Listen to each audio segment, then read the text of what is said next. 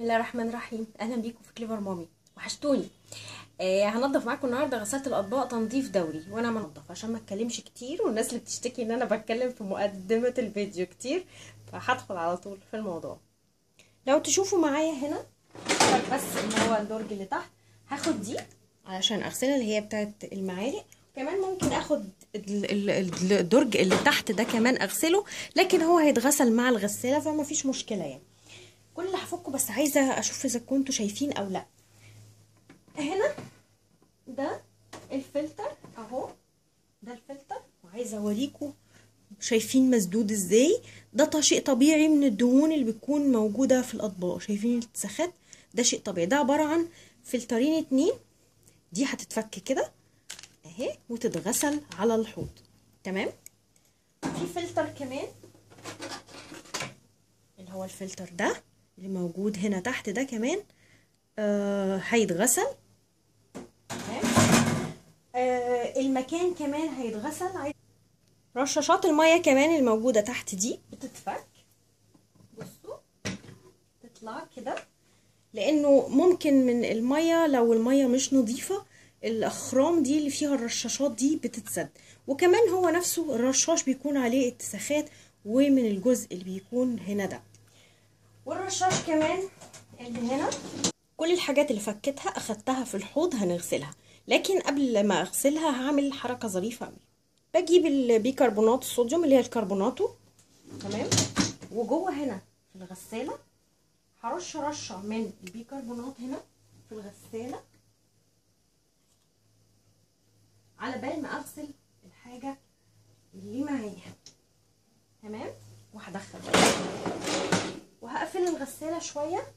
ممكن ارش كمان هنا على الباب كده، وهقفل الغساله شويه عشان البيكربونات تسحب شويه من اي روائح تكون موجوده في الغساله. قبل ما اغسل معاكم الحاجات دي عايزه اوريكم حاجه. ده خل صافي من غير اي حاجه، ودي فرشه اسنان. تعالوا نشوف هنعمل بيهم ايه. شايفين الاجزاء الجانبيه هنا من الغساله عند الكاوتش والمكان ده بيكون الحد الفاصل اللي هو للغسالة مع الباب. فأنا بالفرشة دي هوزع بس خل هنا في المناطق دي كده، علشان على بال ما أغسل الحاجات دي برضو الخل يكون نظف شوية من أي آثار لمأكولات. وهتلاقوا والله يعني أنا في حاجات الحقيقة أنا شايفاها. وزع بس كده عند الكاوتش وعند المناطق اللي هنا دي كده، هوزع عندها. شايفين فين الجزء ده هنا كده؟ هوزع عنده الخل وهسيبه. دلوقتي هنا في الوعاء ده اللي هو الصبانه انا حطيت ميه سخنه وصابون المواعين، صابون مواعين، ما تستخدميش حاجه تانية، وخل. حطيت كميه خل كويسه، يعني فنجان او اكتر من فنجان كمان، مع يعني اغلب الميه دي خل. تمام. وهستخدم فرش تنظيف، فرشه ضيقه او فرشه تنظيف الحاجات الكبيره دي. الفرشه دي انا بستخدمها في تنظيف الاطباق والحاجات اللي بدخلها في الغساله، وبحطها مع في الغساله مع الحاجات اللي هتتغسل، بتتغسل وتطلع نظيفه زي الفل. طيب بالميه السخنه هنا هبدا اغسل الحاجات دي. طبق بالفرشه كده، سهل كتير في التنظيف. الاماكن دي بيكون فيها الدهون اللي هي الدايره دي، وبرده من الجنب التاني لازم يتغسل كويس. كمان ده بالنسبه للقطعه دي، وتتشطف بالميه السخنه، وهحطها تصفي على فوطه. القطعه دي كمان الخاصه بالمعالق والحاجات دي، مجرد بس بالفرشه تشيل اي اثار بس تكون للدهون فيها، وهدخلها هي كمان مع الغساله وهي بتتغسل، بس لان هي بتكون فيها اجزاء ضيقه قوي فانا حبيت كمان اغسلها. وبرده بتتشطف بالميه السخنه. الميه السخنه هتساعدك كتير قوي في التنظيف.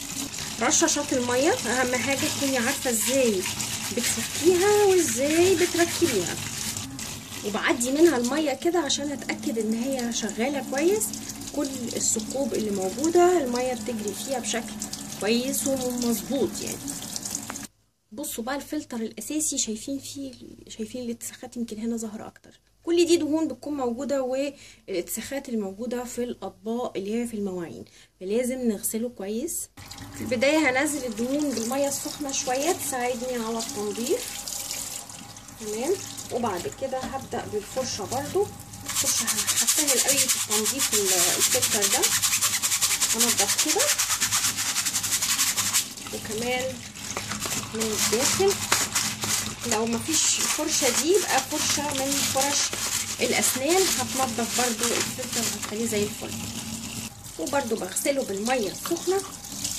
الخل مطهر ومعقم ومنظف هايل.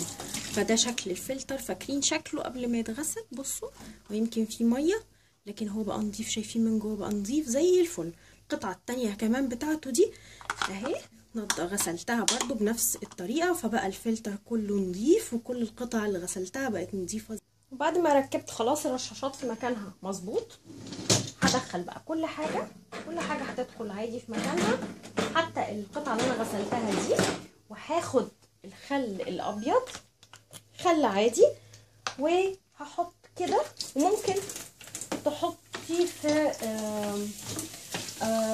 مج، بولة، يعني اي حاجة، لكن هو الخل هيشتغل ان شاء الله كويس جدا من غير اي صابون ومن غير اي حاجة. وهشغل الغسالة على البروجرام، هشغلها على اصغر بروجرام عندي، اصغر بروجرام.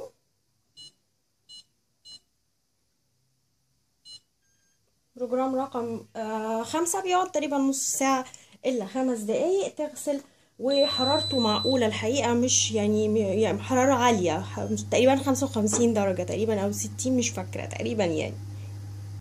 وهنشوف نتيجة التنظيف بعد ما الغسالة تخلص إن شاء الله. الغسالة بعد ما خلصت تنظيفها خلاص، قبل ما طبعا اشغلها كنت ركبت الفلاتر وركبت رشاشات الميه، كل حاجه بعد ما كنت غسلتها طبعا. زي عايزه اقول لكم ريحه النظافه حلوه قوي، ريحتها نظيفه معقمه. انا بس محتاجه بفوطه نظيفه قطن، همشي هنا على الاجزاء دي مكان الخل اللي انا كنت عملته في المكان هنا، اللي هنا واللي هنا. تمام. وكمان هنشف الباب، هنشفه كويس قوي، واقفل الباب الصابون، واكمل تنشيف، واركز في التنشيف كمان على الاجزاء اللي هنا دي. ممكن برضو تتعمل بالخل، فرشة والخل زي ما وريتكم عند الجزء اللي هنا اللي عملناه بالخل. هنضف بقى جسم الغسالة من الخارج، طبعا منظفنا المعتاد الجنرال والخل والفوطه. الحقيقه هو ده اللي بينظف كويس قوي الحاجات دي، خاصه الاجهزه الستانلس. ركز على الاماكن اللي زي دي، عشان كان في ناس سالتني كتير ازاي تهتمي بالجسم الخارجي الستانلس للاجهزه الجنرال والخل. فوطه منديه شويه ميه خفيفه قوي، فوطه بس تكون قطن. شايفين ادي تنظيف الجنرال والخل. في جزء عايزه اوريه لكم يمكن ما تاخدوش بالكم منه. لما الباب بيتفتح بالشكل ده، شايفين المجرى اللي بتبدا تبان هنا دي مش هتعرفي تنضفيها غير لما يكون الباب واصل لمرحله زي دي مثلا وتبداي تنضفيها. انا طبعا هنضفها لاني مش هعرف اصور وانضفها، ولكن هي برضو بالجنرال والخل وفوطه هتكون زي الفل. عاوزه اقول لكم ان هو كان اكتر مكان مش نظيف في الغساله. وهسيب بقى الغساله مفتوحه تتهوى شويه. التنظيف ده نوع من الصيانه للغساله، هيحافظ لك على غسالتك، كمان هيساعد على انه الاطباق والاواني اللي بتدخليها في الغساله تخرج نظيفه زي الفل، وبيعمل تنظيف ذاتي للغساله من الداخل من اثار الصابون والدهون والحاجات اللي بتكون موجوده بعد غسل الاواني. دي كانت طريقتي في تنظيف غساله الاطباق، التنظيف الدوري لها او التنظيف الشهري. هشوفكم فيديو جديد لكليفر مامي. السلام عليكم ورحمه الله.